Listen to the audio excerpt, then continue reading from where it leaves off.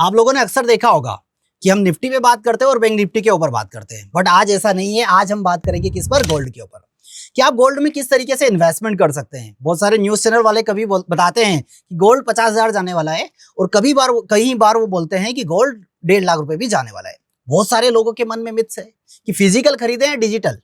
क्या गोल्ड खरीदते टाइम किन किन पॉइंट्स को ध्यान में रखें? क्या हॉलमार्क होना चाहिए, या अगर डिजिटल खरीदने जाएंगे तो कितनी कॉस्टिंग आएगी, कितने टैक्स लगेंगे? ये सारी चीजें कहीं ना कहीं मिथ्स है, क्लियर नहीं है, या इनको अगर देखना भी तो आपको 10 वीडियो देखने पड़ेंगे। बट इस वीडियो में आज हमारे साथ आशियाना मैडम हैं, जो कि इस वीडियो में हम डिस्कस करेंगे गोल्ड के ऊपर, उसके A to Z पॉइंट। आप फिजिकल में कैसे इन्वेस्टमेंट कर पाएंगे, डिजिटल में आप कैसे खरीद सकते हैं, कैसे बेच सकते हैं, और कौन सा तरीका इजी है। क्या गोल्ड हमको सच में खरीदना भी चाहिए या नहीं खरीदना चाहिए, या आप जो गोल्ड में पैसा लगा रहे हो वो कहीं ना कहीं ऐसा तो नहीं कि हम वेस्ट कर रहे हैं। वो सारे पॉइंट हम यहाँ पर कवर करने वाले हैं, क्योंकि गोल्ड पता है आपको एक मेटल नहीं है, इमोशन है। लोगों के जज्बात जुड़े हैं इससे। हमारे अगर हम देखें लॉकर में, तो जब गोल्ड को हम उस गोल्ड को देखते हैं, उसके पीछे बहुत सारी यादें जुड़ी हैं कि इस गोल्ड को हमने कब खरीदा था, क्यों खरीदा था, और किस लिए खरीदा था। वो दादा परदादा की कहानियां, बहुत सारी चीजें हैं। तो आज उसी के ऊपर हम बात करने वाले हैं। आशियाना मैडम, बहुत बहुत स्वागत है आपका। और गोल्ड के ऊपर आज आपका व्यू भी हम लेंगे, ठीक है, और हम बहुत सारे ऐसे ओपन डिस्कशन भी करने वाले हैं। तो चलिए पहला सवाल ही पूछ लेते हैं, है ना, बिना कुछ पूछे, कि न्यूज में दिखाया जा रहा है कि गोल्ड अभी गिरने वाला है, 50,000 जाएगा, बट कुछ टाइम के बाद वही लोग क्या बोलते हैं, घुमाते हैं और बोलते हैं कि गोल्ड यहाँ से 1.5 लाख रुपए जाने वाला है। तो क्या आप बोलेंगे, इसके पीछे का सच क्या है, और एक्चुअल में हम इसको कैसे पता कर सकते हैं? देखिए, गोल्ड का यहाँ से एनालिसिस करना ये कम्प्लीटली एक अनुमान के जैसा है। हम एक फिक्स प्राइस नहीं बता सकते हैं, लेकिन अगर हम गोल्ड की बात करें तो ये डायरेक्टली डॉलर से बहुत ज्यादा इम्पेक्ट करता है। ठीक है, फेड रेट कट हो गया आपका, जितनी भी रेट ऑफ इंटरेस्ट हुआ, ये बहुत ज्यादा इम्पेक्ट करता है। डिमांड एंड सप्लाई कितना है वो रेट डिसाइड करेगा। जैसे कि मान लीजिए अगर डॉलर का रेट इंक्रीज हो रहा है तो सोना महंगा होगा, सोना महंगा होगा तो हम लोग खरीद नहीं पाएंगे, डिमांड कम होगी एंड गोल्ड का रेट गिर जाएगा। तो ये हम इनडायरेक्टली कनेक्ट करके ही उसे समझ सकते हैं। हम ऐसा सिर्फ एक नंबर्स नहीं बता सकते हैं कि अभी गोल्ड इतना है तो इतना चला जाएगा। मैं आपको एक बहुत अच्छा एग्जांपल देती हूँ। ये प्राइस जब उतार चढ़ाव की आप बात कर रहे हैं ना, इसका एग्जांपल ऐसे समझिए, अगर मैं बात करूं गोल्ड की सबसे बड़ी गिरावट कब हुई थी, तो ये डेटा 2019 का बताते हैं, और वो डेटा जानकर आप शॉक्ड हो जाएंगे। कितनी परसेंट गिरावट हुई थी? 10% की गिरावट हुई थी, ठीक है, 10-12% की। और कितने टाइम में हुई थी? 8 से 9 महीने में। ये वो सबसे बड़ी गिरावट मानी जा रही है। लेकिन अगर मैं अभी गोल्ड जब 1,03,000 रुपया गया था, उस टाइम पे अप्रैल मई की बात है, 1 महीने के अंदर वो 10% करेक्ट हो गया था। अभी जो रिसेंट में गिरा, यस, यानी कि 1,03,000 से सीधा 90,000 हो गया था। ओके, तो ये प्राइस पहले से डिसाइडेड नहीं है, ये कंप्लीटली डिमांड एंड सप्लाई, ये सारी चीजें आपको जानना बहुत जरूरी है। ये जो डेट आप बता रहे हैं, तो इस टाइम पर ऐसा भी कुछ सुना है कि एसजीबी की मैच्योरिटी थी, ये गवर्नमेंट का गेम है, ये आप लोगों को बहुत अच्छे से पता है। एसजीबी क्या है कि गवर्नमेंट ने एक स्कीम चलाई थी। स्कीम के तहत क्या था, एक्चुअल में क्या होना चाहिए वो मैं आपको बता देती हूँ। क्या होता है कि हम उसमें इन्वेस्ट करते हैं, सरकार के पास पैसा जाता है, सरकार को उस पैसे के बदले गोल्ड को रिजर्व करना होता है। अगर हमारी गवर्नमेंट ऐसा करती तो ये सॉवरेन गोल्ड बॉन्ड बंद करने की जरूरत ही नहीं पड़ती। लेकिन क्या हुआ, जो पैसा आया उसको other need, other infrastructure and other जगह पे पैसा लगाया गया। अब जब गोल्ड का रेट इतना ज्यादा हुआ तो गवर्नमेंट को तो इंटरेस्ट देना है ना। आपको पता होगा 2.5% का एसजीपी में हर 6 महीने में इंटरेस्ट मिलता है। साल का 2.5% हर 6 महीने में आपके अकाउंट में क्रेडिट हो जाता है, तो गवर्नमेंट को वो भी देना है। प्लस जब मैच्योरिटी होती है तब वहां पे जो गोल्ड का भाव होता है उस हिसाब से इंटरेस्ट भी देना होता है। जैसे सपोज मान के चलिए, अभी तो खैर एसजीबी डिसकंटिन्यू कर दिया। हाँ, आज 1 लाख का गोल्ड है, बिल्कुल, और मैं यहाँ से एक बॉन्ड खरीद ले रहा हूँ, ठीक है, और गोल्ड चला गया 2 लाख रुपए, ठीक है, तो मुझे हर साल 2.5% भी 2.5% भी मिलेगा, और जो 1 से 2 लाख हुआ यानी कि 50% का रिटर्न, वो भी आपको जब मैच्योरिटी डेट होगी, 8 साल में मैच्योर हो जाता है, 5 साल में मैच्योर हो जाता है, तो वो मैच्योरिटी के टाइम पे वो देना पड़ता है। 100% ही हो गया, 100% हो गया, बिल्कुल। ओके, चलिए वो बातें हम आगे करेंगे आप लोगों से। मुझे बताइए कि देखिए, जो इन्वेस्टमेंट के तरीके होते हैं गोल्ड में, अब इंडिया के अंदर गोल्ड कब खरीदा जाता है? जब शादी ब्याह हो, शादी होती है, या दिवाली हो, हाँ, ठीक है। और जब इंडिया के लोग गोल्ड खरीदते हैं तो वो रेट नहीं देखते हैं, हाँ, उनको बस गोल्ड खरीदना होता है। तो क्या ये मतलब इसका इन्वेस्टमेंट का तरीका क्या होना चाहिए? इन्वेस्टमेंट हम डिजिटल करें या फिजिकल में करना चाहिए? देखिए, गोल्ड इंडिया के लिए हमेशा से इमोशंस रहा है। अगर हम आरबीआई के पास देखें तो 860 टन सोना है, अगर हम इंडिया के पास देखें तो 25,000 टन सोना है। तो आप यहीं से समझ सकते हैं कि हमारे लोगों में कितना प्रचलन है गोल्ड को खरीदना, जो लोगों के घरों और मंदिरों में लगा है। ओके। बिल्कुल बिल्कुल बिल्कुल। तो फिजिकल गोल्ड की पहले बात कर लेते हैं। बिल्कुल। तो फिजिकल गोल्ड में इन्वेस्टमेंट करने के क्या तरीके हैं? फिजिकल गोल्ड में अगर आप अपनी नीड के लिए खरीद रहे हैं, अपने शौक के लिए खरीद रहे हैं, तो वहां पे आप इन्वेस्ट कर सकते हैं। वो एक इन्वेस्टमेंट नहीं हुआ, बिकॉज ऑफ उसमें मेकिंग चार्ज लग जाता है इसे 12 से 13% का। ठीक है। जब आप उसको बेचने जाएंगे तो वो 12 से 13% आपके रिटर्न को कम कर रहा है। वो तो फिर आपकी लायबिलिटीज हो गई। तो अगर आपके पास आप इन्वेस्टमेंट पर्पज से जा रहे हैं तो वेल एंड गुड, आप उसको खरीदिए। आप उसको ज्वेलरी में, क्योंकि सब जितनी ज्यादा डिजाइन होगी मेकिंग चार्जेस उतना ज्यादा लगेगा। जीएसटी तो वैसे ही कांस्टेंट है 3%, लेकिन डिजाइन के ऊपर मेकिंग चार्जेस वेरी करता है। 12 से 15% का मेकिंग चार्जेस लग रहा है। तो अगर आपको फिजिकल में जाना है तो आप बिस्किट्स में इन्वेस्ट कर सकते हैं, आप रो सोना परचेस कर सकते हैं, या फिर आप इन्वेस्टमेंट के लिए जा रहे हैं तो मैं सजेस्ट करूंगी कि आप डिजिटल में जाइए। डिजिटल में, फिजिकल में जाएंगे तो वो मतलब क्या है फिर? उसको स्टोरेज का प्रॉब्लम है, सेफ्टी का प्रॉब्लम है, प्योरिटी का प्रॉब्लम है, लिक्विडिटी का प्रॉब्लम है, बहुत सारे प्रॉब्लम्स आपको देखने पड़ेंगे। और ऐसा नहीं है कि ये सारे प्रॉब्लम्स सिर्फ प्रॉब्लम्स ही है, ये सारे प्रॉब्लम्स अल्टीमेटली आपके रिटर्न्स को इम्पैक्ट करने वाले हैं। हाँ, मतलब जब क्या बोलते हैं सॉल्यूशन नहीं थे, हाँ, जब तरीके नहीं हुआ करते थे, तब तो ये एक बेस्ट अपॉर्चुनिटी थी। बट हमारे पास अभी बहुत सारे ऑप्शन है, डिजिटल में आप कर सकते हैं। चलिए इस पर हम बात करेंगे। उसके पहले बताइए 24 कैरेट, 22 कैरेट, 18 कैरेट और 14 कैरेट ये होता क्या है? ये एक्चुअली सोने की प्योरिटी को नापने का एक तरीका है।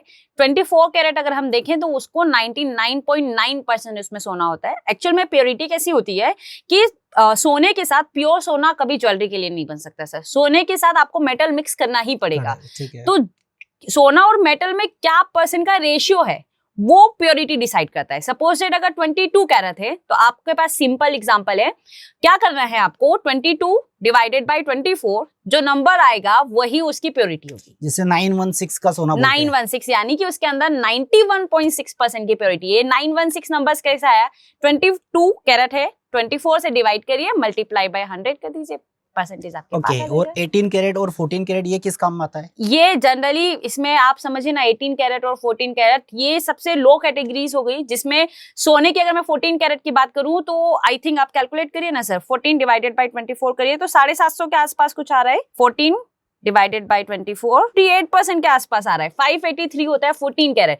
आप समझ रहे हैं, यानी कि 58% सोना है और 42% मेटल है। अगर आप और क्या बोले आप, 18 कैरेट राइट, 18 डिवाइडेड बाय 24 कर लीजिए, 75% आ रहा है, यानी कि उसमें 75% सोना है और बाकी का जो 25% है वो मेटल है। बट जैसे अगर देखा जाए तो सोना खरीदने के लिए हमारे पास या तो हम बड़े शोरूम पर जा सकते हैं, बिल्कुल, या लोकल शॉप से हम खरीद सकते हैं, बिल्कुल। बट एक चीज क्या देखिए कि अगर आपने लोकल शॉप से सोना खरीदा है, वो 24 कैरेट से आपको 24 कैरेट है, ये तो हमको क्लियर हो गया कि 24 से ज्यादा की ज्वेलरी बनी नहीं बन सकती। बट वो चार्ज जो करते हैं वो 24 कैरेट का चार्ज करते हैं। बट उसमें मेकिंग चार्जेस कम होता है। क्या होता है ना कि पहले टेक्निक्स नहीं थी, पहले हमारे पास ऐसा था कि हमको नॉर्मली सराफा बाजार जाना पड़ता था एंड वहां से हमको सोना परचेस करना पड़ता था। वहां हम, वही बात हो गई ना इमोशंस वाली, हमारे पास है, हमको सोना खरीदना है, हम जाएंगे, जो रेट वो दे रहा है हम वो रेट लेकर आ जाएंगे। अब हमारे पास कंपैरिजंस करने के ऑप्शंस आ गए हैं। अब हमको मालूम पड़ा है, हम अवेयर हो रहे हैं कि नहीं 22 कैरेट भी होता है उसका अलग रेट है, 20 कैरेट भी होता है उसका अलग रेट है। तो इस तरीके से अब हम थोड़ा सा एडवांस होते जा रहे हैं सर। ओके, तो हमको कहाँ से, लोकल शॉप से खरीदना चाहिए या फिर शोरूम से खरीदना चाहिए? अगर आप प्योरिटी पे जाना चाहते हैं तो लोकल शोरूम से कैसा होता है, लोकल शॉप से कैसा होता है, सराफा बाजार से कैसा होता है कि आप अगर पहचान की दुकान है तो वेल एंड गुड, आपको मालूम है कि वो कितना ट्रस्टेबल बंदा है। लेकिन अगर वो पहचान का नहीं है तो आप प्योरिटी कैसे पता करेंगे? क्योंकि सोना किससे बिकता है? प्योरिटी से बिकता है। अगर आपने सोना परचेस किया, आपने भाव दे दिया, बाद में जब आपने उसको टेस्ट किया तब वो उतनी प्योरिटी का नहीं निकला तो नुकसान कौन बेयर करेगा? ये भी है ना कि मान के चलिए 22 कैरेट बोला, ठीक है, और अगर वो 21.5 भी निकला, ठीक है, तो भी उसमें तो ये मान के चलिए 1 लाख के हिसाब से 5,000 का नुकसान तो वही हमारा ही होगा, जो माइनर सी चीजें पता नहीं चलती हैं। पर एक बात ये समझिए ना, आपको 5,000 का झटका लगा है, वो कितना सोना बेच रहा होगा उस 5,000 को इकट्ठा करके, वो कितना पैसा कमा रहा होगा, समझ सकते हैं आप। चलिए, तो जैसे अभी शोरूम या कहीं से भी हम सोना खरीदते हैं तो गवर्नमेंट बोलती है कि हॉलमार्क देखकर आप सोना खरीदें। बिल्कुल। तो ये हॉलमार्क क्या होता है? देखिए, हॉलमार्क आप जब भी सोना देखेंगे तो गहने के पीछे आपको एक डिजिट्स दिखाई देती है। उस हॉलमार्क के अंदर आपको एक कोड दिखाई देगा, जैसे 916, ये आपकी प्योरिटी शो करेगा। 22 कैरेट है वो 916 नंबर डिसाइड करेगा कि ये 24 कैरेट है 22 कैरेट है। जैसे मैंने आपको बताया 916 22 डिवाइडेड बाय 24 करेंगे तो 916 91.6% की आएगी, ये आप उससे पता कर सकते हैं। इसके बाद एक HUID नंबर होता है, यानी कि हॉलमार्क यूनिक आइडेंटिफिकेशन नंबर। ये नंबर बताता है कि वो कितनी प्योरिटी रखता है। तो आपको कुछ नहीं करना है, BIS कोड है, इसका एप्लीकेशन भी है, इसकी साइट भी है, वहां पे सिंपली जाइए, वो नंबर्स डालिए, वो नंबर्स जैसे ही डालेंगे तो उसकी पूरी डिटेल्स आ जाएगी, आपको पता चल जाएगा कि ये एक्चुअल में 22 कैरेट है भी या नहीं। और अगर वहां पर वो डेटा फाइंड नहीं होता है नहीं होता, इट मींस दैट कि वो कहीं ना कहीं फेक है फिर। ओके, मतलब कि वहां पर भी कहीं ना कहीं फेक काम चल रहे हैं। हाँ, हो सकता है। हो सकता है। आप समझिए ना, कोई बड़ी ब्रांड है, वो सालों से सोना बेच रही है, अगर बीच में वो हेर फेर करती है, आप सालों से उसके पास सोना खरीदते आ रहे हैं, बीच में हेर फेर करती है, तो आप क्या माइंड करेंगे उस चीज को? बिल्कुल नहीं। वैसे भी अगर बड़े ब्रांड की हम बात करें तो नाम सुन के ही हम खरीद लेते हैं, हम कहाँ खरीद ध्यान लेते लगाते हैं। हैं। आप सालों से उसके पास बिजनेस, सालों से आपका सोना वहीं से आ रहा है, लेकिन बीच में हेर फेर करेगा तो आपको फर्क पड़ेगा? पता ही नहीं चलेगा। लेकिन जब वही सोना, जब आप मजबूरी में उसका लोन लेने जाएंगे या फिर आप उसको बेचने जाएंगे, तब वो चेक कराएंगे, तब आपको पता चलेगा कि मेरे साथ उस टाइम पे ये हुआ था। तो ये हो ही ना, और इससे एक और पहले आप चीज चेक कर लीजिए। की जो गोल्ड होता है, जैसे अलग अलग शॉप या हम शोरूम की बात करें, हाँ तो वो अलग अलग, जैसे कुछ येलोस होता है, ठीक है, हाँ, कुछ व्हाइट होता है, बिल्कुल। कुछ क्या बोलते हैं, पिंक होता है। हाँ। तो उसके पीछे का क्या रीजन है? उसके पीछे का टोटली रीजन है मेटल की मात्रा कितनी है। सपोज जैसे हमने 75% देखा तो 25% मेटल है। अगर मैं प्योर गोल्ड की बात करूं तो वो ब्राइट येलो कलर का होता है सर। मैं 22 कैरेट की बात करूं तो वो थोड़ा सा डल कलर में आपको दिखाई देगा, डल। अगर आप कंपैरिजन करेंगे तो आप बोलेंगे ये सोना नहीं है, 24 कैरेट से कंपैरिजन करने जाएंगे तो वो कंप्लीटली कितना मेटल्स मिक्सअप हो रहा है वो डिपेंड करता है। सपोज डेट कोई शॉप है, वो 75 में से 25% मेटल मिक्स कर रही है, 75-25 के नाम से आपको बेच रही है। कोई शॉप है वो 75-25 का रेशियो 70 कर दिया और एक 30 कर दिया, तो कलर चेंज नहीं होगा सर। ओके। पर बेच वही मार्क से रही है कि नहीं ये 18 कैरेट सोना है। ओके, मतलब वो सबका बनाने का तरीका अपना अपना अलग अलग-अलग अलग है, इसलिए वो चेंजेस आ रहा है। चलिए बढ़िया है। फिजिकल गोल्ड की तो हमने बात कर ली, ठीक है। अब फिजिकल गोल्ड में हमको इन्वेस्टमेंट करना है, तो क्या ज्वेलरी खरीदें या बिस्किट खरीदें, कैसे हम उसमें इन्वेस्टमेंट करें? सर देखिए, दोनों अपनी अपनी जगह सही है। अगर आप शादी ब्याह का टाइम है और उस टाइम पे आप सोचें कि मैं बिस्किट में इन्वेस्ट कर लूं, सोना तो मुझे लेना ही है, पर पॉसिबल है सर? नहीं है। वहां तो हमको ज्वेलरी ही परचेस करनी पड़ेगी। क्यों? क्योंकि वो हमारी नीड है। हम मॉडिफाई कर सकते हैं, लाइक अगर आप बीच में, जैसे आप आपके यहाँ, हमारे कल्चर में क्या होता है कि हम लोग त्योहारों पे सोना खरीदते हैं। शादी के अलावा भी हम त्योहारों पे सोना खरीदना एक शुभ माना जाता है, लक्ष्मी माना जाता है उसको। ठीक है। अगर आप वहां पे सोना खरीद रहे हैं तो मुझे लगता है कि अगर आपको फिजिकल ज्यादा प्रेफर करना है तो आप बिस्किट के फॉर्म में करिए। क्यों? क्योंकि आप समझिए ना, जो 12 से 15% का मेकिंग चार्ज लग रहा है वो आपका बच जाएगा सर। वो आपको अल्टीमेटली कहाँ इंपैक्ट करेगा? आपके रिटर्न्स को इंपैक्ट करेगा, जब आप उसको बेचने जाएंगे या जब आप उसका गोल्ड लोन लेने जाएंगे। चलिए, अब मैं रिटर्न के हिसाब से अगर मैं बात करूं, अभी पिछले 5 साल या पिछले 1 साल में गोल्ड कितना रिटर्न दिया है? अगर मैं बात करूं सर पिछले 5 साल में, तो गोल्ड 160% का रिटर्न दे चुका है। लास्ट 10 ईयर्स की अगर मैं बात करूं तो अराउंड 230% तक रिटर्न दिया है। पर ऐसा नहीं है कि गोल्ड, आप बस गोल्ड हमेशा ही भागेगा तो आप ले लो। चलिए, 160% का रिटर्न दिया है। आज से मैं अगर बात करूं 4-5 साल पहले की, तो गोल्ड का रेट क्या था? 45-50 हजार के आसपास। 45 से 50 हजार। अब 45 से 50 के बाद 1 लाख टच कर गया है। अब हम बात ये करते हैं कि जो जिनके पास पैसा है वो तो खरीद के रख देंगे, इन्वेस्टमेंट करना है इन्वेस्टमेंट कर देंगे, या जो भी उनके यूज के हिसाब से वो यूज करना चाहे कर सकते हैं। अब अगर एक कॉमन मैन अगर पैसा लगाने चाहे, उसके पास ना तो 4 साल पहले 50 हजार था, ना आज 50 हजार है, ना आने वाले 5 साल के बाद 50 हजार इकट्ठा होगा, तो वो गोल्ड कैसे खरीदे फिर? देखिए, अभी फिर वही कि हम थोड़ा एडवांस हो रहे हैं, टेक्नोलॉजी सारी है। पहले सिर्फ एक ही फॉर्म था, फिजिकल तरीके से गोल्ड खरीदिए, इसके अलावा कोई ऑप्शन नहीं था। आज हमारे पास मल्टीपल्स ऑप्शंस है। लाइक आप ETF ले सकते हैं, गोल्ड ETF का नाम आपने सुना होगा। सिंपली डीमेट एप्लीकेशन ओपन करिए, ETF परचेस करिए। ETF इज लाइक, अभी गोल्ड का ETF की मैं बात करूं तो 70, 80, 90 रुपए के आसपास चल रहा होगा। यानी कि 1 यूनिट खरीदने के लिए कितना पैसा लग रहा है सर? 70 रुपए। क्या आपको 70 रुपया नहीं होगा? हाँ, वो तो अलग अलग है, मतलब हम उसमें SIP कर सकते हैं। अगर आपको लगता है कि नहीं, मैं महीने का 70 मल्टीप्लाइड बाय 30 यानी कि 2100 रुपया मैं नहीं बचा सकता, क्या रोज का 70 रुपया इन्वेस्ट नहीं कर सकते हैं? प्लेटफॉर्म रोज आपके लिए ओपन है, रोज 70 रुपया लगाइए ना, क्या जा रहा है आप? ओके, तो ये रेगुलर लगाना कंपलसरी है? आपके पास जिस दिन पैसा हो उस दिन आप लगाइए, जिस दिन नहीं हो उस दिन स्किप कर दीजिए। मतलब कंपलसरी नहीं है? कंपलसरी नहीं है। इससे ये होगा, देखिए क्या होता है, जैसे हम हर रोज पार्टी करने जाते हैं सर? नहीं, हम महीने में, 2 महीने में, 3 महीने में, 4 महीने में, जब हमको लगता है हमारे पास पैसा बचता है, हम पार्टी करने चले जाते हैं। वो हमारा एक इंजॉयमेंट हुआ। ठीक है। सिमिलर गोल्ड भी, अगर आपके पास पैसा नहीं है, आप एक फिक्स सैलरी कमाते हैं, वो सब कुछ आपके उसमें ही मैनेज हो जाती है।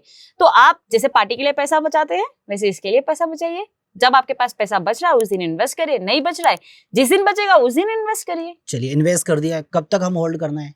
लाइफ टाइम तक, जब आपको बेचना हो, जब आपकी नीड हो, जब आपको रिटर्न्स मिल रहा हो। देखिए, इन्वेस्टमेंट एक ऐसा काम है सर, जब आपको उसका सही दाम मिल रहा हो तब आप उसको खरीदिए। नहीं तो एक चीज ये समझिए ना, इस एक मतलब लोगों के मन में ये सवाल भी तो होगा कि 1 लाख रुपए मैं दे रहा हूँ तो 1 तोला सोना मैं घर लेकर चला गया। बिल्कुल। अब मुझे किसी को कोई जवाब नहीं देना है, ठीक है। पर यहाँ तो मुझे कितना देना है? 70 रुपए दिया है। हाँ। अब जिसको मैं 70 रुपए दिया है, या तो मुझे रिमेनिंग और भी देना पड़ेगा, नहीं, या मेरे 70 रुपए का क्या? ऐसा नहीं होता है।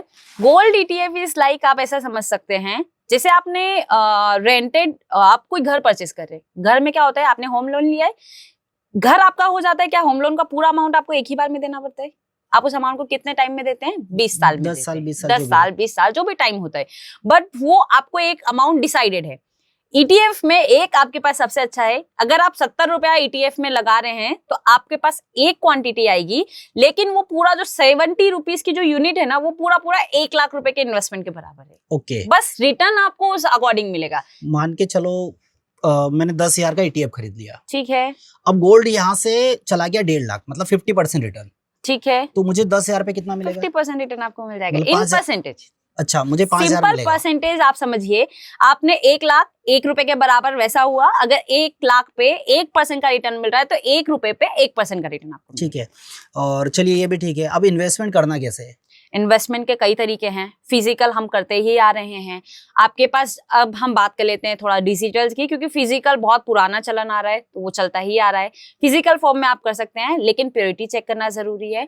डिजिटल की अगर मैं बात करूं तो डिजिटल में कई सारे ऑप्शन है, लाइक आप ETF, जो अभी बहुत ज्यादा ट्रेंडिंग में है, क्योंकि वो एक मिडिल क्लास वाला भी जिसके पास पैसे सेव नहीं हो रहे वो भी कर सकता है, क्योंकि 100 रुपया यूनिट खरीदना कोई बड़ी बात नहीं है सर। ठीक है। उसके अलावा हमारे पास म्यूचुअल फंड्स ऑप्शन है, हम वहां पे जा सकते हैं। इसके अलावा SGB ऑप्शन था, जो अभी नई यूनिट आना बंद हो गई है, लेकिन वो भी एक बेहतरीन तरीका था सर। मतलब पुरानी यूनिट चल रही है। हाँ, इसके अलावा भी एक और तरीका है जहां पे कमोडिटी में, गोल्ड में ट्रेडिंग होती है, इन्वेस्टमेंट होता है, वहां पे भी कर सकते हैं, लेकिन इट्स हाईली रिस्की, क्योंकि वहां पे डेली बेसिस पे अप एंड डाउन होता है, तो वो इस पार्ट ऑफ ट्रेडिंग। चलिए, सारी चीजें एक एक बार 1 बाय 1 बता दीजिए। ETF आपने बता ही दिया है, ठीक है। म्यूचुअल फंड भी बता दीजिए कि म्यूचुअल फंड क्या है और गोल्ड में कैसे पैसा लगता है इसमें। ठीक है। म्यूचुअल फंड का नाम आपने सुना होगा। Mutual fund is same market की तरह होता है। मार्केट में आप अपने डिसीजंस के अकॉर्डिंग पैसा लगाते हैं।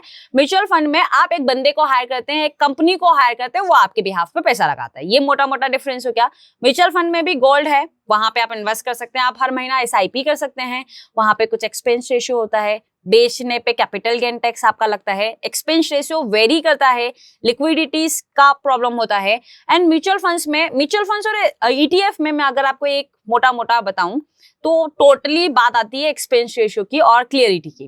क्या होता है, जैसे ETF डीमेट एप्लीकेशन है, जितना टाइम मार्केट ओपन होगा, जिस भाव पे आप खरीदने में इंटरेस्टेड होंगे उस भाव पे आप खरीद सकते हैं। लेकिन म्यूचुअल फंड्स आप SIP कर सकते हैं या लमसम पैसा लगा सकते हैं, यही 2 ऑप्शन है आपके पास। अगर आप SIP करते हैं तो आपने देखा होगा, अगर आपने आज पैसा लगाया है तो वो SIP की यूनिट आपके अकाउंट में कल क्रेडिट होती है। हाँ, वो मार्केट क्लोजिंग के बाद आपको, अब सपोज फॉर एग्जांपल मान के चलिए कि सुबह में उसका भाव था 10 रुपया, ठीक है, क्लोजिंग के टाइम पे उसका भाव हुआ 15 रुपया, आपको किस भाव से मिलेगा सर? बड़े हुए भाव से, 15 रुपए के भाव से। चलिए, कभी ऐसा भी तो होता होगा ना कि मान के चलिए सुबह सुबह गोल्ड का जो रेट था, मान के चलिए 1 लाख रुपए था, ठीक है, और क्लोजिंग जब मार्केट क्लोज हुआ उस टाइम पे 2,000 रुपए का रेट कम हो गया। लेकिन आपको कैसे पता है कि वो मुझे 98 में दे रहा है या 1 लाख में? ट्रांसपेरेंसी नहीं है। ओके, तो हम एक ETF है तरीका, ETF के थ्रू पैसा लगा सकते हैं, म्यूचुअल फंड में भी लगा सकते हैं। ठीक है, अब इन दोनों में मिनिमम इन्वेस्टमेंट कितना लगाना है? मिनिमम इन्वेस्टमेंट आप 500 रुपए से स्टार्ट कर सकते हैं। ETF में तो मैंने बताया आप 100 रुपए से स्टार्ट करिए। 70 रुपए का 7-8 रुपए का भी आ रहा है। हाँ। नाम नहीं बताऊंगा ना, आपको मालूम ही होगा, अभी कुछ टाइम पहले ही आया है। ओके, SGB अभी ऑप्शन फिलहाल के लिए बंद है अभी हमारे पास है ऑप्शंस, लेकिन क्या है ना सर कि नया कॉन्ट्रैक्ट्स आना बंद हो गया है, पुराने कॉन्ट्रैक्ट में आप मतलब इन्वेस्ट नहीं करने है। जाएंगे तो वो ऑलरेडी महंगा मिलेगा, आप क्यों महंगे में खरीदने जाएंगे? ऑलरेडी, क्योंकि जो भी बेचेगा वो तो वो महंगे भाव में बेचेगा। हाँ उस अकॉर्डिंग ही बेचेगा, सही है। तो हमारे पास डिजिटल, ठीक है। अब इनमें इन्वेस्टमेंट हम पैसा मतलब जो लगाना है वो कैसे लगा सकते हैं, उसकी प्रोसेस क्या है? प्रोसेस क्या है? ईटीएफ आप डायरेक्ट डीमेट एप्लीकेशन से लगा सकते हैं, कई सारे डीमेट प्लेटफॉर्म है, वहां पे आप सिंपली अकाउंट ओपन करिए, सिंपली फंड ऐड करिए एंड देन डायरेक्ट परचेस करिए, वो आपके अकाउंट में क्रेडिट हो जाएगा। ये ईटीएफ हुआ, सेम टाइम पे क्रेडिट हो जाता है जिस टाइम पे आप खरीदते हैं। जिस टाइम पे आप बेचने जाएंगे उस टाइम पे वो बिक भी जाता है, क्योंकि यहाँ पे ईटीएफ में लिक्विडिटी अच्छी होती है। रीजंस ये है कि वो आपको टाइम ड्यूरेशन होता है कि उसमें ट्रेडिंग टाइम्स होते हैं, ट्रेडिंग वॉल्यूम्स होता है, तो आपको लिक्विडिटी आसानी से मिल जाती है। ओके। म्यूचुअल फंड का ऑप्शन है, म्यूचुअल फंड आप कैसे कर सकते हैं, वो भी डीमेट एप्लीकेशन के थ्रू डायरेक्ट हो जाता है। पेटीएम का ऑप्शन है, कई सारे तो मैंने देखा है कि जो हमारे सेविंग अकाउंट होते हैं, करंट अकाउंट होते हैं, वो भी अलाउ करते हैं, वहां से भी आप डायरेक्ट परचेस हाँ कर उससे सकते भी हैं। कर सकते हैं। खैर वैसे ईटीएफ में आपको कैसे इन्वेस्टमेंट करना है, कैसे सिलेक्शन करना है, इसके ऊपर चैनल पर मैंने बहुत सारे वीडियो भी बनाए हैं, वो भी आप जाकर डिटेल में देख सकते हैं। म्यूचुअल फंड में कैसे लगाना है उसके ऊपर भी आप डिटेल में देख सकते हैं। बाकी कुछ नया चाहिए तो कमेंट में बता दीजिएगा, बिल्कुल। है ना। तो चलिए ये हो गया हमारा फिजिकल हो गया, डिजिटल हो गया, ठीक है। अब अगर हम बात करें लोग गोल्ड खरीदते क्यों हैं? गोल्ड खरीदना, देखिए गोल्ड एक चीज ये हटा दीजिएगा कि क्या बोलते हैं, शादी ब्याह तो चलिए हटा दीजिए, वो तो कॉमन हो गया सर, है ना। हाँ। कि शादी ब्याह तो वो मजबूरी है, क्योंकि उस टाइम पर देखिए क्या होता है ना, इंडिया के लोगों को गोल्ड खरीदना है, शादी आ रही है, गोल्ड खरीदना है। अब कब खरीदेंगे? 10 दिन, 15 दिन, 1 महीने पहले, हाँ। किसी भी रेट पे हो, कोई फर्क कोई नहीं पड़ता फर्क नहीं पड़ता उस चीज कि उनको से। मतलब गोल्ड खरीदना ही, उसके अलावा उनको कुछ देखना ही नहीं। हाँ, वो ये नहीं देखेंगे कि गोल्ड का रेट कितना कम हो गया है, महंगा ज्यादा है। होगा, उससे कोई मतलब नहीं। क्यों? क्योंकि खरीदना है। जैसे सपोज दिवाली आई है, अब दिवाली पर क्या होता है कि गोल्ड खरीदना हमारे इंडिया के अंदर एक शगुन माना जाता है कि यार घर में लक्ष्मी आएगी, तो गोल्ड खरीदना ही है, चाहे उस टाइम पे ये सबको पता है। तो वो एक इमोशन से जुड़ गया है कि दिवाली के टाइम पर गोल्ड के भाव ज्यादा भी होंगे, फिर भी हमको फिर भी खरीदना है, खरीदना क्योंकि ही वो है, हमारे बिल्कुल। इमोशन से। बट अगर हम इन्वेस्टमेंट पर्पज से देखें तो हमको गोल्ड खरीदना क्यों चाहिए? क्योंकि हमारे पास तो बहुत सारे ऑप्शन है, इक्विटी है, नया अब क्रिप्टो आ गया है, क्रिप्टो में आप पैसा लगा दीजिए, और क्या बोलते हैं, बहुत सारे ऑप्शन है, एग्रीकल्चर है, बहुत सारे ऑप्शन है। देखिए गोल्ड को एक सेफ हेवन माना जाता है सर। सपोज डेट अगर कोई वॉर हुआ, ठीक है, करेंसी जा रही है, तो लोग गोल्ड की तरफ ज्यादा अट्रैक्ट होते हैं। गोल्ड आपको रिटर्न दे ना दे, लेकिन क्रैश नहीं होगा सर। अगर हमारा जितना भी पूरे इंडिया में अगर पैसा फ्लो हो रहा है, तो उसके बदले कहीं ना कहीं रिजर्व है। ये हमने एक दिन और डिस्कशंस किया था, लाइक अगर पैसा बनाना, पैसा छापना हमारे हाथ में है, तो अल्टीमेट पैसा क्यों नहीं छापा जा सकता है, ताकि गरीबी तो पूरी खत्म हो जाएगी। लेकिन ऐसी पॉसिबिलिटीज नहीं है। क्यों? क्योंकि हम उतना ही इशू कर सकते हैं जितना हमारी सरकार के पास रिजर्व होगा, उसके बदले पैसा देने तो का। मतलब आरबीआई भी क्या गोल्ड खरीदती है? आरबीआई के पास यस एग्जैक्ट सोना रखा है। कितना सोना है? 800 प्लस टन सोना उसके पास है। उससे ज्यादा तो लोगों के घर में रखा हुआ घर है। में रखा है, लेकिन ये एक निजी संपत्ति हो गई, और निजी संपत्ति का कोई रिकॉर्ड नहीं होता सर, इसलिए वो कैलकुलेशंस में नहीं है। अभी पिछले 1-2 साल के बारे में अगर हम बात करें, डेटा उठाकर अगर देखेंगे, तो इंडिया और चाइना ने सबसे ज्यादा गोल्ड खरीदा है। तो उसके पीछे का रीजन? उसके पीछे का रीजन ये है कि सपोज अगर डॉलर ज्यादा होगा तो अल्टीमेटली क्या होगा? गोल्ड का रेट कम होगा। अगर गोल्ड का रेट कम हो रहा है, मान के चलिए इंडियन करेंसी भी सेम ही है, वैसे डॉलर अगर मजबूत होता है तो कहीं ना कहीं इंडियन करेंसी को वीक करता है। फिर क्या होगा? अगर इंडियन करेंसी वीक होगी तो गोल्ड की डिमांड कम होगी, गोल्ड का भाव गिरेगा, एंड अल्टीमेटली पैसा कहाँ जाएगा सर? गोल्ड के अंदर जाएगा। तो इस वजह से ये कई सारे रीजंस हो सकते हैं। अभी हमने देखा है कि महंगाई 6 साल में पहली बार कम हुई है सर, तो कहीं ना कहीं महंगाई कम हुई है तो पैसा बचेगा सर, वो कहाँ जाएगा? अल्टीमेटली वहीं पे जाएगा सर। ओके। तो अभी जैसे अगर हम देखें, बात करें कि हम इन्वेस्टमेंट करते हैं, पोर्टफोलियो बनाते हैं, इक्विटी में हम पैसा लगा रहे हैं, तो क्या हमको गोल्ड में कितने % हमको इन्वेस्टमेंट करना चाहिए? अगर आप एक स्मार्ट इन्वेस्टर हैं सर, तो मिनिमम आपके पोर्टफोलियो में 10 to 15% गोल्ड होना चाहिए। उसके पीछे का रीजन क्या है कि इक्विटी रिटर्न्स दे रहा है, गोल्ड रिटर्न्स दे रहा है, वेल एंड गुड, आप बहुत हैप्पी। इक्विटी लॉस दे रहा है, गोल्ड रिटर्न दे रहा है, वेल एंड गुड, आप बहुत हैप्पी। लेकिन अगर दोनों गिर रहा होगा तो उस टाइम तो बहुत पैनिक सिचुएशन, बहुत पैनिक सिचुएशन। और आपने देखा है कि इक्विटी मार्केट कितना गिरता है, पर गोल्ड इतना नहीं गिरता सर। मैक्सिमम कितना गिरा अभी? 10%। जब इक्विटी गिरेगा तो गोल्ड में ही पैसा लगाते हैं, पैसा लगाते हैं और गोल्ड बढ़ेगा। लेकिन अभी अगर हम बात करें, अभी जो ये 1 साल से चला आ रहा है, जो वॉर है, टेरिफ वॉर है, फिर अभी जो वॉर हुआ वो वॉर है, टेरिफ वॉर के चलते और बहुत सारे रीजंस के चलते स्टॉक्स कितना करेक्ट हुए सर? 40 से 50% 40-50% करेक्ट हो गया, जो अभी तक मार्केट में सबसे बड़ी गिरावट मानी जा रही है। हम इक्विटी को लॉन्ग टर्म प्रोस्पेक्टिव से जा रहे हैं, मतलब हमको शेयर्स आधे आधे भाव में मिल रहे हैं, लेकिन गोल्ड में मैक्सिमम करेक्शन कितना हुआ है सर? मतलब अगर होना भी होगा मैक्सिमम 10% अभी तक मैंने देखा है, 5 से 10%। तो इसलिए इनका मैनेजमेंट होना जरूरी है। हाँ, ऑब्वियसली चीज है कि इक्विटी जितना तेजी से गिर रहा है उतनी तेजी से रिटर्न्स भी देगा। गोल्ड जितनी स्पीड से नहीं गिर रहा है उतनी स्पीड से भागेगा नहीं। लेकिन अगर आपको क्या वो होता है ना कुकिंग रेसिपी, जितना मसाला आप ऐड करेंगे, जो मसाला जितना ज्यादा होगा सब्जी उतनी ज्यादा खराब हो जाएगी सर। तो आपको एक प्रोपोर्शन होना जरूरी है, अगर ये होगा तभी आप बैलेंस्ड रहेंगे सर। ओके तो मतलब गोल्ड में इन्वेस्टमेंट करना फिर जरूरी है। ओके, मैंडेटरी आप बोल सकते हैं। बट हम देखते हैं कि इंडिया की अगर हम ग्रोथ की बात करें तो इंडिया की ग्रोथ हम कैसे पता करेंगे कि हमारा इंडेक्स अगर ऊपर जा रहा है, इट मींस कि इंडिया ग्रो कर रहा है, बिल्कुल ठीक है। बट अगर इंडिया ग्रो कर रहा है तो वही गोल्ड नीचे जाता है, मतलब गोल्ड निफ्टी के अपोजिट चल रहा है, बिल्कुल, ठीक है। और इंडिया की अगर इकोनॉमी गिर रही है तो गोल्ड के रेट बढ़ते हैं। तो फिर इस तरीके में अगर हम देखें तो पोर्टफोलियो को कैसे मैनेज करेंगे? इस तरीके से आपके पास दोनों होना चाहिए, इक्विटी के शेयर्स भी होना चाहिए, इक्विटी भी होना चाहिए एंड गोल्ड भी होना चाहिए। इससे क्या होगा, अगर इंडेक्स गिर रहा है तो गोल्ड का भाव बढ़ेगा, आपको रिटर्न्स देगा, बैलेंस्ड। अगर गोल्ड का रेट गिर रहा है, इक्विटी बढ़ रहा है, तब भी आप रिटर्न्स में, तब भी आप बैलेंस्ड। लेकिन अगर आपके पास खाली गोल्ड है, निफ्टी भाग रहा है, आपके पोर्टफोलियो में है ही नहीं, तो आपको कोई फर्क पड़ेगा नहीं, आपको लॉस होगा। गोल्ड बढ़ रहा है, इक्विटी है ही नहीं, तो आपको कोई फर्क पड़ेगा नहीं, आपको उसका पैसा मिलेगा। लेकिन दोनों होगा तो आप बैलेंस चल के रहेंगे। बैलेंस ऐसा है कि equity market in comparison to gold और कमोडिटी थोड़ा सा ज्यादा रिस्की है। ओके, क्यों? क्योंकि वो हाईली वॉलेटाइल्स हैं, लेकिन वो अकॉर्डिंग रिटर्न्स भी देता है, तो मैनेज करना जरूरी है। तो क्या मतलब जैसे गोल्ड सिल्वर इनमें है, वो ट्रेडिंग भी कर सकते हैं क्या? ट्रेडिंग कर सकते हैं, लेकिन वो हाईली रिस्की। अगर गोल्ड में इन्वेस्ट की बात की जाए और सबसे टॉप रैंक पे रिस्क वाइज डिसाइड किया जाए तो ट्रेडिंग इज हाईली रिस्की। उसके लिए आपको एक्सपर्ट बनना पड़ेगा, नॉलेज जरूरी है। अगर आप एक्सपर्ट हैं तो ही आप ट्रेड कर सकते हैं। चलिए, हम लोग तो इंडिया में रहते हैं, गोल्ड के रेट 1 लाख के आसपास चल रहे हैं, बट अगर हमको सबसे सस्ता सोना खरीदना है तो कहाँ मिलेगा? दुबई जा सकते हैं आप, हांगकांग आप देख सकते हैं, सिंगापुर आप देख सकते हैं। वहां पे आपको गोल्ड का रेट भी कम मिलेगा एंड मेकिंग चार्जेस बहुत ज्यादा वेरी करता है। आप समझिए ना, 12 से 13% का मेकिंग चार्ज लग रहा है, मतलब 1 लाख पे कितना लगा? 12-13 हजार रुपए। आप मान के चलिए आपको 1 साल में 12-13% का ही रिटर्न मिला, तब तो वही है कि अगर फिजिकल वाला गोल्ड बेचने जाएंगे तो हम तो 1 साल के बाद भी बराबर ही हो गए सर। मतलब अगर यही सोना अगर आप दुबई में खरीदे हैं तो मेकिंग चार्ज अगर मान के चलिए 2% 5% लग रहा है, रिटर्न 12% दिया साल का, तब भी आप 5 से 7% के रिटर्न आराम से। तो बताइए मुझे, जब भी आरबीआई अपने रेट ऑफ इंटरेस्ट कम या ज्यादा करती है तो उस टाइम गोल्ड पर क्या इम्पैक्ट पड़ता है? अल्टीमेटली गोल्ड पर इम्पैक्ट होगा।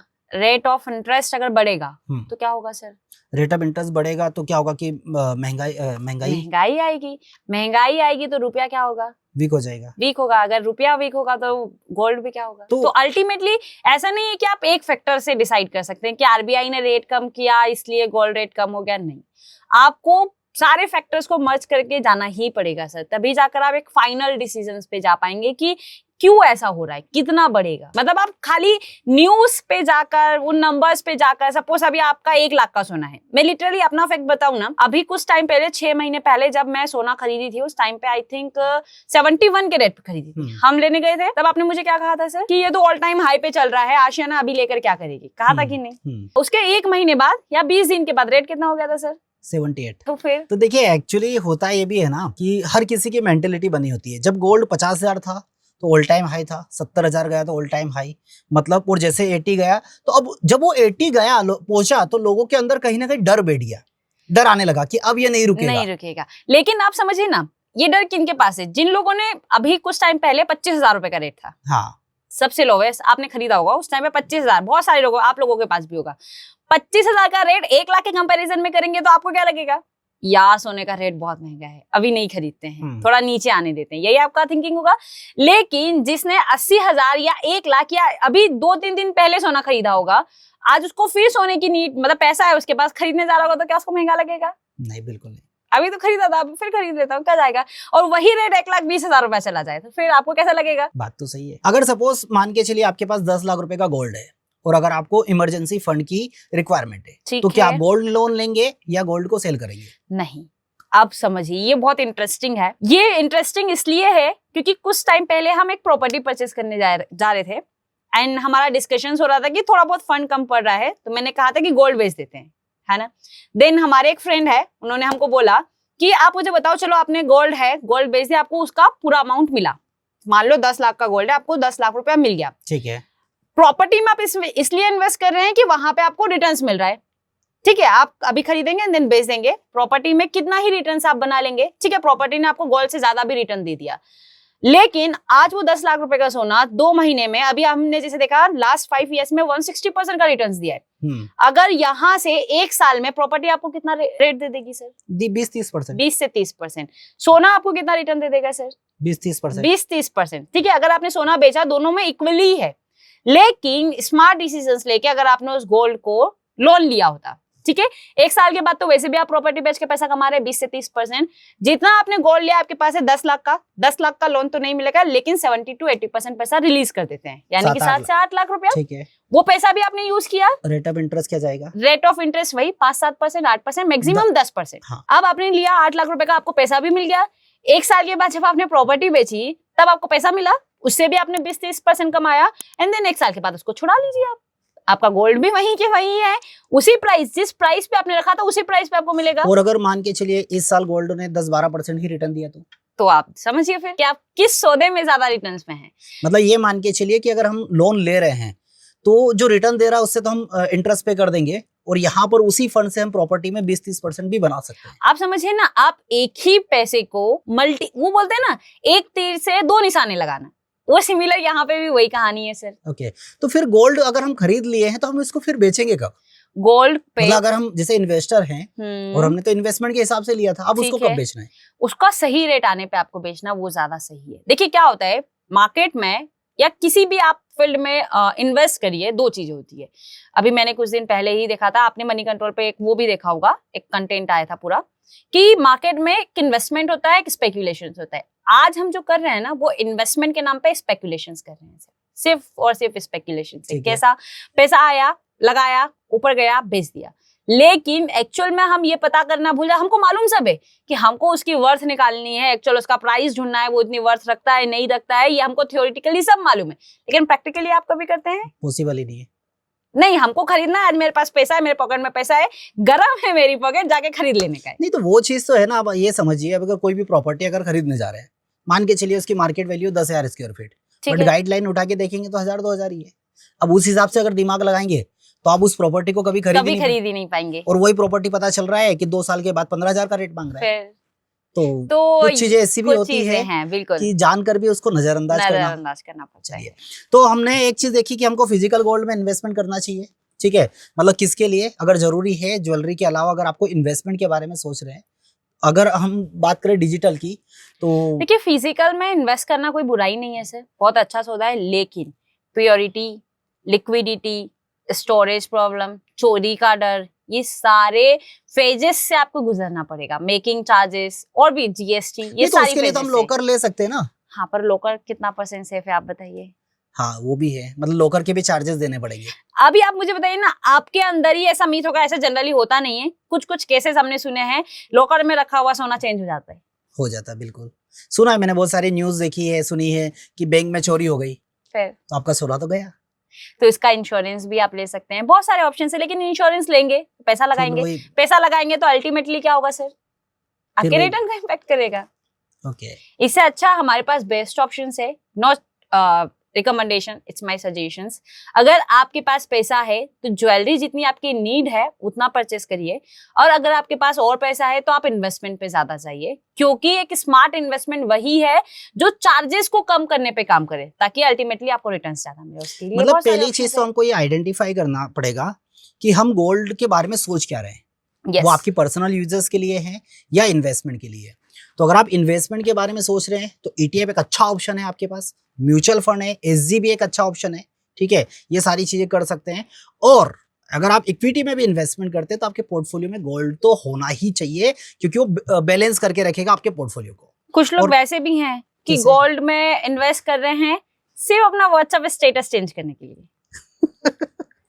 शो ऑफ करने के लिए, होता है। वो एक समझदारी नहीं है, वो सिर्फ एक शो ऑफ है, शौक है, वेल एंड गुड। लेकिन अगर आप सही तरीके से उसको लेकर जा रहे हैं, क्योंकि गोल्ड कैसा है ना, जरूरत भी है, जरूरत के टाइम पे एक इन्वेस्टमेंट भी है, तो अगर ये पूरी प्लानिंग करके अगर हम गोल्ड में इन्वेस्ट करें तो ज्यादा बेटर है। मुझे क्या लगता है पता है, गोल्ड एक सच्चा दोस्त है। हाँ बिल्कुल, मतलब कि वो हमेशा आपके साथ तो रहेगा, मतलब आपके बीच मन मुटाव भी होंगे, बहुत सारी चीजें होगी, और हो सकता है कि आपकी खुशी में वो आपके साथ रहे या ना रहे, बट कि आपके दुख में सबसे आगे खड़ा रहे। सबसे आगे खड़ा है। मतलब अगर रिसेशन हुआ, कुछ वॉर आए हुआ, या महंगाई बढ़ी, तो गोल्ड आपका साथ देगा। गोल्ड आपका साथ देगा। इक्विटी जरूर गिरेगा, बट गोल्ड नहीं गिरेगा। आपका साथ। और यहीं पर हम अगर बात करें अभी क्रिप्टो का भी बहुत अच्छा क्रेज चल रहा है, लोग क्रिप्टो में बहुत कन्वर्ट हो रहे हैं, तो बिटकॉइन को भी डिजिटल गोल्ड कहा जाता है, ऐसा क्यों? क्योंकि क्रिप्टो कैसे है, अभी आपने देखा बिटकॉइन का रेट आपको मालूम होगा सर। बिटकॉइन में कैसा होता है, इसकी एक फिक्स माइनिंग है। गोल्ड भी कहाँ से आता है, माइनिंग करके निकाला जाता है इसे। क्रिप्टो इज लाइक माइनिंग करके हो रहा है, लेकिन उसकी माइनिंग एक फिक्स है, 21 मिलियन तक माइनिंग होगी, उससे ज्यादा उसकी माइनिंग नहीं होगी, रोक हो जाएगा। अभी कितनी हो चुकी है? 19.5 मिलियन हो चुका है। कितना बचा है, इसलिए बिटकॉइन का इतना रेट है सर। लेकिन दो में इन्वेस्ट करना हाईली रिस्की, उसके पीछे कई सारे रीजन है, वो हम अलग टॉपिक पर डिस्कशन करेंगे। चलिए, अच्छा है, माइनिंग की बात आई है, तो हम जो गोल्ड है हम इंपोर्ट करते हैं, तो हमको इतना महंगा मिल रहा है, तो क्यों ना इंडिया में इसकी माइनिंग की जाए? क्या होता है ना, आपने अर्थ के कुछ पार्ट सुने होंगे, कुछ सरफेस एरिया के कुछ लेवल्स हैं, तो हमारे यहाँ पे जो गोल्ड है ना वो बहुत डीप में है सर। अगर उसको माइनिंग करने जाएंगे ना, तो उसको माइनिंग का ही इतना खर्चा है जो अभी हमको प्राइस में दूसरे देश में इंपोर्ट करने पे लग रहा है। तो आप मुझे बताइए, तो फिर हम कमाएंगे क्या? ओके, मतलब बहुत सारी समस्याएं कॉस्टिंग है, बहुत ज्यादा कॉस्टिंग है। ओके, तो चलिए अब ये भी बता दीजिए कि फिर गोल्ड में अभी क्या है, जिसके पास गोल्ड है अभी वो होल्ड करे या किसी नए लेवल का इंतजार करे, या 50,000 आप दिखाएंगे हमको? नहीं, देखिए ऐसा है कि गोल्ड फिर वही सेफ हेवन है। आप हमेशा गोल्ड में अभी ऑलरेडी ऑल टाइम हाई पे है, आपको डर है कहीं गिर जाएगा। क्या लगता है, क्या 20,000 30,000 वापस आएगा? नहीं, पॉसिबल नहीं है। कि ज्यादा से ज्यादा गिरेगा तो कितना गिरेगा, 90,000, 80,000, 70,000 मैक्सिमम समझ लीजिए। तो आप क्या करिए, अगर आपके पास पैसा है, ज्वेलरी आपके पास इनफ है, तो बेस्ट ऑप्शन है एसआईपी करते रहिए, हर महीना करिए, हर दिन करिए, जिस अकॉर्डिंग आप सुटेबल है उस तरीके से करिए। नीचे गिरेगा तो एवरेजिंग होगा, और गिरते हुए मार्केट में एवरेजिंग ज्यादा पैसा देती है। उसके पीछे ऑलरेडी वीडियो बनाइए, एक्चुअल कैलकुलेशंस पे जाएंगे तब जाकर आपको समझ में आएगा कि गिरते हुए मार्केट में हमको ज्यादा अच्छा रिटर्न मिलता है। गोल्ड खरीद रहे हैं, हमको 3% टैक्स लगता है, जीएसटी लग रहा है, तो ईटीएफ बेचेंगे या म्यूचुअल फंड बेचेंगे या खरीदेंगे, तो उस पर क्या टैक्स लगेगा? उस पे भी टैक्स लगेगा, कैपिटल गेन टैक्स आपको देना पड़ेगा। खरीदने टाइम पे एक्सपेंस रेशियो लगता है, लेकिन ईटीएफ में बहुत कम है, 0.01% के आसपास है, 0.1 से 0.02%। तो फिजिकल गोल्ड में भी हमको कैपिटल गेन टैक्स तो लगता है? दोनों में लगेगा सर, लेकिन वहाँ पे जीएसटी 3% के आसपास लग रहा है, यहाँ पे 0.01% से 0.02% के आसपास आपका एक्सपेंस रेशियो लग रहा है खरीदने के टाइम पे। जैसे आपने म्यूचुअल फंड में देखा होगा, आप 1,000 रुपया इन्वेस्ट कर रहे हैं, तो कुछ 999 अमाउंट का ही आपके पास म्यूचुअल फंड आता है, तो वो एक एक्सपेंस रेशियो है सर। ओके, मतलब इस बार देखा जाए ना, तो एसजीबी गवर्नमेंट के साथ एक ट्रैप हो गया है। हाँ, क्योंकि उस पर वो टैक्स फ्री भी होता है, उसकी जो रिटर्न्स होते हैं, हाँ, तो वो भी कहीं ना कहीं एक ट्रैप हो गया। चलिए, बढ़िया है। और कुछ बोलना चाहेंगे या फिर यहीं पर एंड करें? फिलहाल तो यही है सर कि गोल्ड इन्वेस्ट करिए, आपके पोर्टफोलियो में होना बहुत जरूरी है। अगर आप एक स्मार्ट इन्वेस्टर्स हैं, इन्वेस्टमेंट कर रहे हैं, तो इक्विटी में भी इन्वेस्टमेंट करिए, आप किसी में भी इन्वेस्टमेंट करिए, लेकिन प्लानिंग बहुत जरूरी है, नॉलेज बहुत जरूरी है, सीखिए, समझिए एंड देन इन्वेस्ट करिए। चलिए, बहुत बढ़िया है। ये पैटर्न आपको कैसा लगा ये आपको बताना है। किस टॉपिक पर वीडियो चाहिए वो भी आपको कमेंट बॉक्स में बताना है। अच्छा लगे, मन करे तो शेयर भी कर दीजिएगा, कोई बुराई नहीं है। बाकी हमको जो इन्वेस्टमेंट करना है, अगर आपके पास डीमेट अकाउंट नहीं है तो डिस्क्रिप्शन बॉक्स में लिंक दिए, इस पर जाइए, फ्री में डीमेट अकाउंट ओपन हो जाएगा। इसके लिए और भी बहुत सारे पार्ट, वो चैनल पर बहुत सारे वीडियोस ऑलरेडी गए हैं, आशियाना मैडम के चैनल पर भी है, आप सर्च कर सकते हैं स्टॉक बाय आशियाना, वहां पर भी बहुत सारे वीडियोस आप लोगों को मिल जाएंगे। तो पूरा वीडियो आपको कैसा लगा ये आपको कमेंट बॉक्स में बताना है, ठीक है। और फिलहाल आज के लिए हमारी तरफ से इतना ही, फिर मिलेंगे हम नेक्स्ट वीडियो में नेक्स्ट कंटेंट के साथ। और बहुत मजा आ रहा है ऐसे डिस्कशन करने में, क्या बोलते हैं मैडम? बिल्कुल सर, बहुत सारे सवालों के जवाब भी मिल रहे हैं। कई बार क्या होता है ना कि वीडियो में हम इतना कवर नहीं कर पाते, जितना है उतनी सिलेक्टेड चीजें हम बता देते हैं, एंड जो कस्टमर्स को चाहिए एक्चुअल में वो चीजें पहुंच ही नहीं पाती है सर। चलिए, बढ़िया है। तो चलिए मिलते हैं फिर नेक्स्ट वीडियो में। Thank you so much. Thank you so much.